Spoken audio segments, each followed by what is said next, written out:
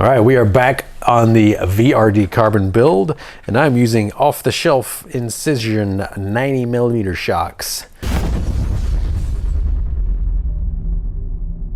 Yes, sirree.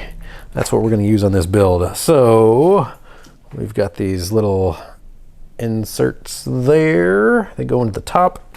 Let's look. Ooh, yes. So I'm going to steal some of these E1 bag E1 parts just so that we can make it match to what the instructions want us to do. No biggie. Yeah, they have multiple ways that they can be built, and I will probably want to re-bag these, so I'm going to be kind of careful about stealing parts from them, because I'll definitely want to rebuild that kit at some point in time.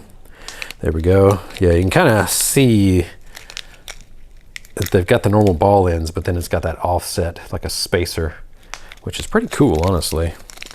It's like the old school TLT Rockbuster kits, which were great for just like builder's parts. There we go. Grab those. And then we're going to switch out. Good old shock pliers. Going to switch out our lowers. Boop. There we go. And then another little boop. And boop. Perfect. All right. So we're going to put these plastic spacers, and I wonder if the tops would actually exchange. No, these look different. These are different, slightly different. But there we go. We got the plastics. They are, let's see, they're going to bolt up to the frame, or I'm sorry, to the axles first. See, the spacers are important. And which way are we going to have? Spacer on the outside. We're using 20mm long. You can just see, maybe you can see, yeah, you can see over there. They show you right in the build instructions how long it's going to be. And this is threaded into plastic, so no Loctite needed.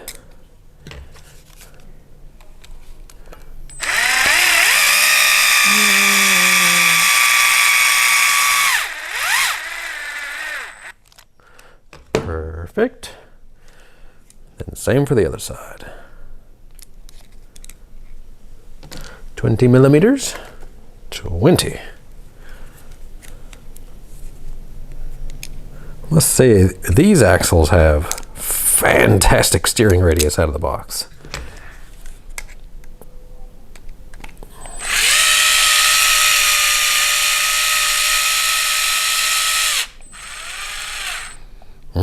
So this does thread into metal on this side of the axle, because I got the metal axle housings on the front. So technically I should use Loctite, but I'm gonna not this time. We're just gonna not. All right, it looks like my lower links are just ever so slightly binding, or I'm sorry, my lower shock ball mounts, ever so slightly binding. Let's look at these other ones and see, are they slightly different shaped?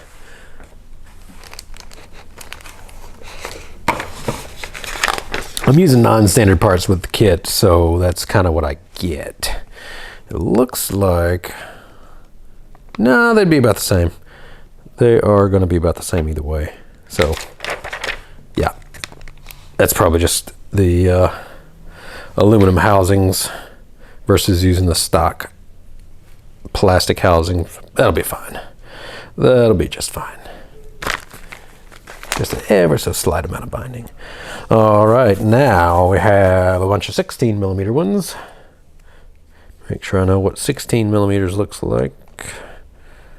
That looks pretty much on. So we'll need 4 of those. 1, 2, 3, 4. We get our 40mm sliding shaft, just like so. Oh yeah, very offset pumpkin. Then we bolt up all of our links.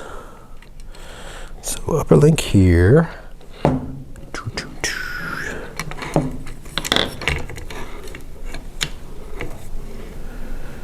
And upper link.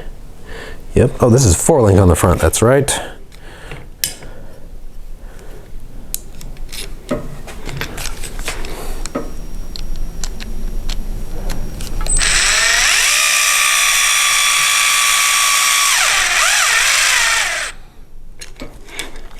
The way they have this configured is that the upper link mount on one side is actually part of the servo mount as well, and then on the other side, on the aluminum axles, at least the aluminum axles are threaded, but it still goes into that plastic servo mount. And I do believe that they are going to come out with an aluminum version of this servo on axle mount, which is really cool. That'll definitely help me with a few builds, converting to F10 axles.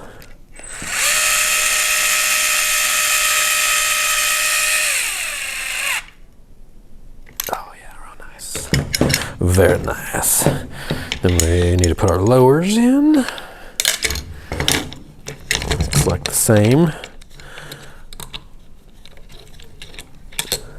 Man, they've got the pockets on these just tucked in everywhere. It is fantastic.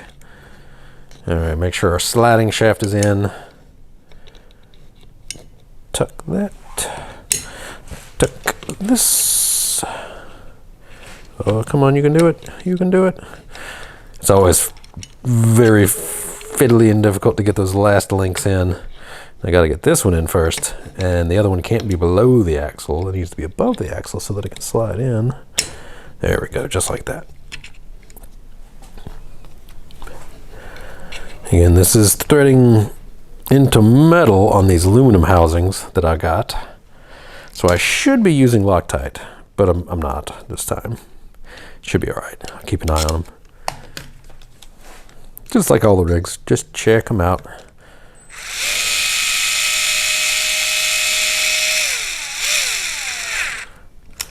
Just check them out when you go wheeling, and after you go wheeling, and see if anything is loose.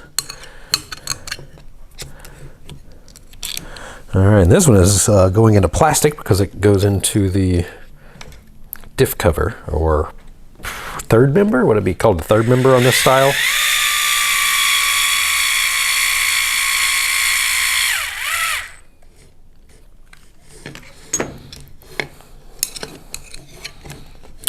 Bam, look at that, we're getting close.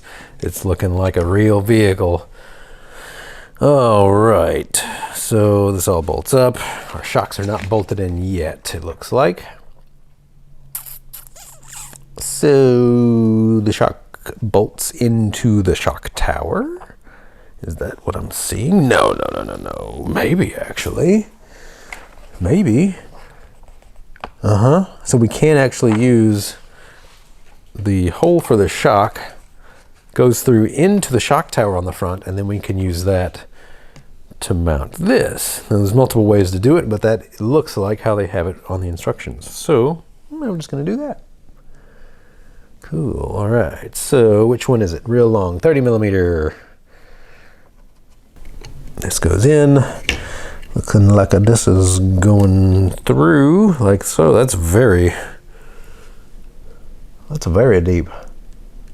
Well, that's what it is. Oh, I see. We also have spacers. Now it's not so deep. Just like so. Going through what looks to be, that is a pass through. Make sure it's lined up. Click down it.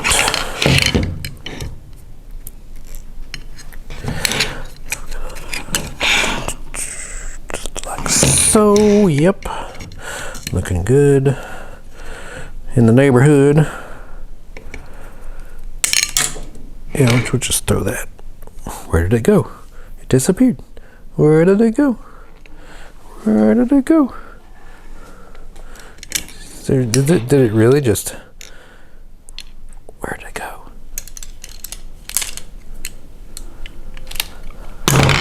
Did it fall in here? Aha! I thought it was just gone from the world forever.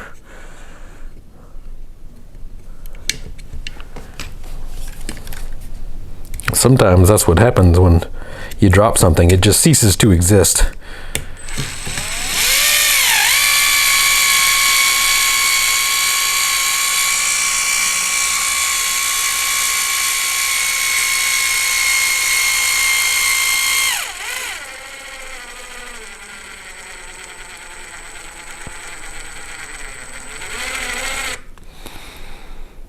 I guess that's in. Seems like it. Yeah, you ever drop something and then it just disappeared from your life forever? I've had that happen before. It is the damnedest thing. But it's real. It's happened. I have had parts inside my lathe disappear from reality before, back when I was running the production lathe, where I'd be making it and I'd see it in there, then it'd get parted off and then it's just gone. And after I sold the machine, I really cleaned out the inside. I took out the chip conveyor and I found a few parts, but I'd been keeping track of like how many lockers just disappeared in life, and they just disappeared from reality. I don't know where they went. They were gone. Yep.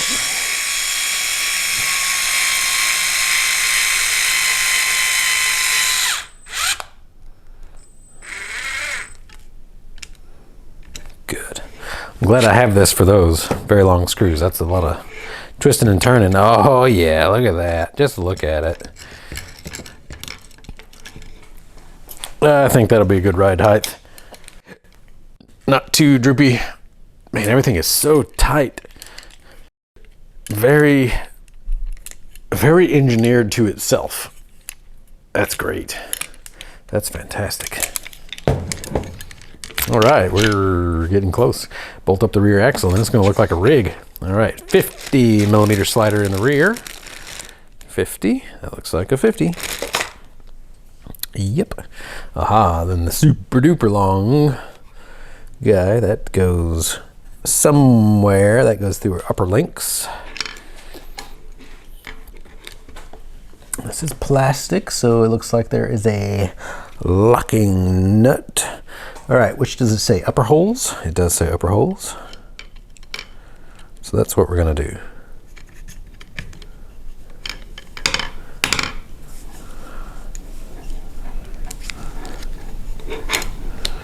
And there, and oh, and there.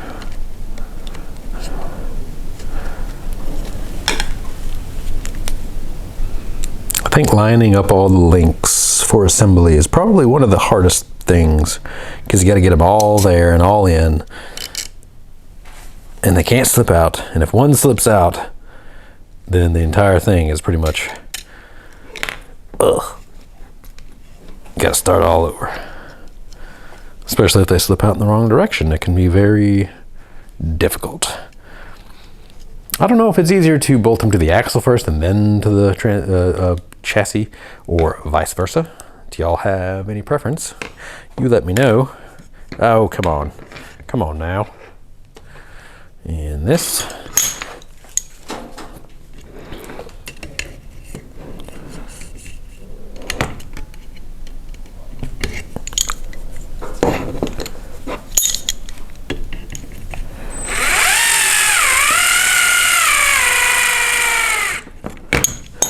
Boom.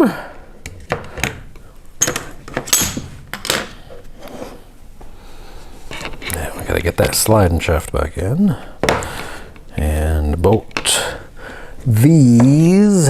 Where do the lower links go? They go to a spot that is hidden on this, but I'm guessing it's the lower pockets.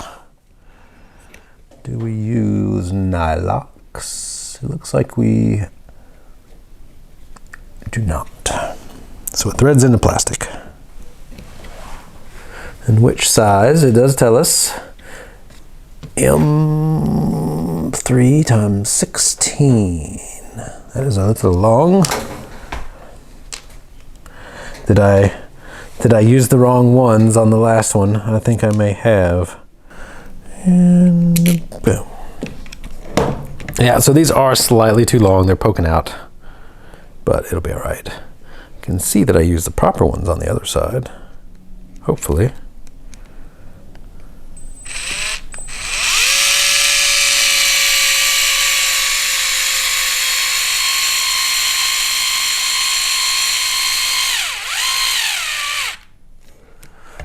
Go.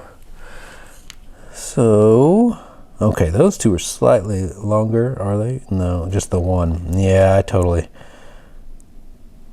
biffed something somewhere. It's gonna come back and bite me, because more than likely if I don't have one that is quite long enough, it's not gonna bite. But it's only 2 millimeters, so I guess we'll see. When I install the shocks into the top, that's what might happen. So, all right, we got this. We need more shocks, other shocks. And then we'll call it good for the day. It's gonna be, well, I guess that's it. Yeah, I guess that's it. Once I get this rear axle on, that's our kit. Wow, this went quicker than expected. But we don't have electronics in it yet either, so. What would you install for electronics? I've told you what I would install. What would you install? All right, we got our shocks. I'm gonna have to take those pieces.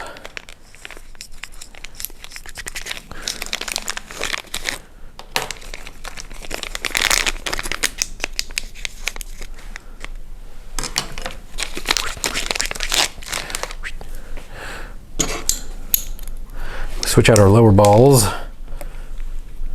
Not a sentence I ever thought that I would be saying in my life.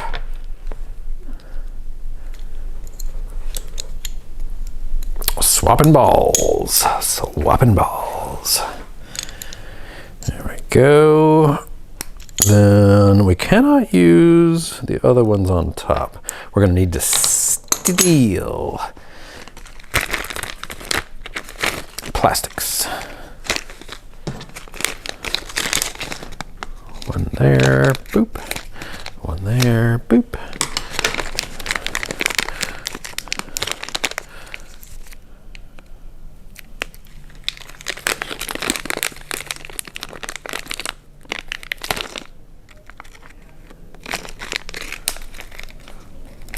Oh no. There's a little bit of flashing on this one. This is why flush cutters are nice. You can just kind of boop. Totally good, just ready to go. No sanding, no nothing. No nothing. All right, we can wait to put that in until we bolt it into the axle itself. Let's look back. We need our 20 millimeter things for these. Are these 20s? These are close enough. These are 20s. These are 20s. There we go. Which way does the spacer go? It goes towards the outside.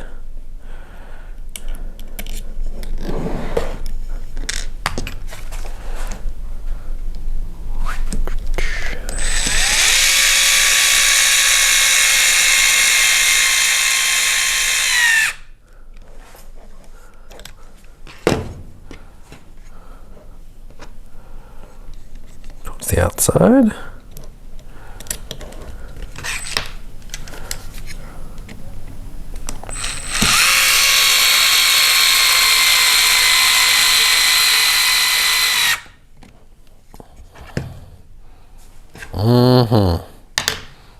All right, home stretch here. We got one that's the proper length. We'll see how the other one does. All right, that and a spacer, and it is going into one of these random holes in the middle, it looks like. That also is our body mount.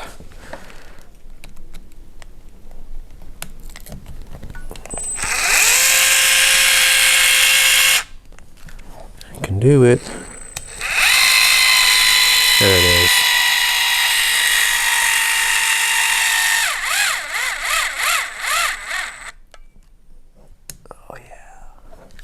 You can tell my battery is starting to get low, just in time. Right, that. Then this, and a spacer. And let's see, I'm using one that is 2 millimeters too short. Oh, that's still gonna have plenty of threads.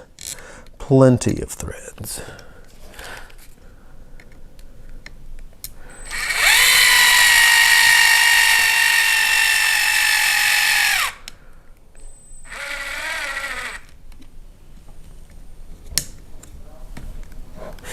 I don't know if y'all can hear that, but I can hear it. This thing. It's got a little wee. All right, body mounts. Body mounts. We are so close to being done. Overall, I would say that this kit is a pleasure to put together. Outside of user error. Let's see. All right, do I need to screw in from the opposite side? Is that what this is about? It looks like it is. I think I could probably go in from the other, but we'll do what they say. Huh, how am I supposed to get in there? I don't know how I'm supposed to get in there all the way through. No. I guess if I had a ball end. Yeah, good enough. I don't have a ball end, and I just kind of offset jammed it in, but that'll do. That'll work.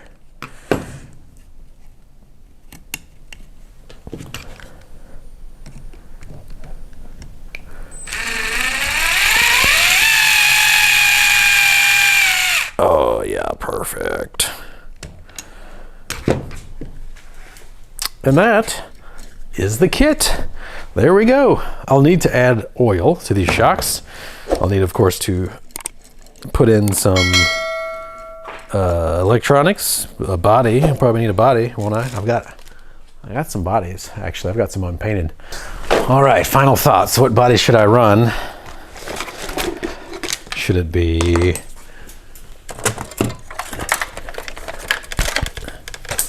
this body? The wheelbase is maybe a bit short. What do you think?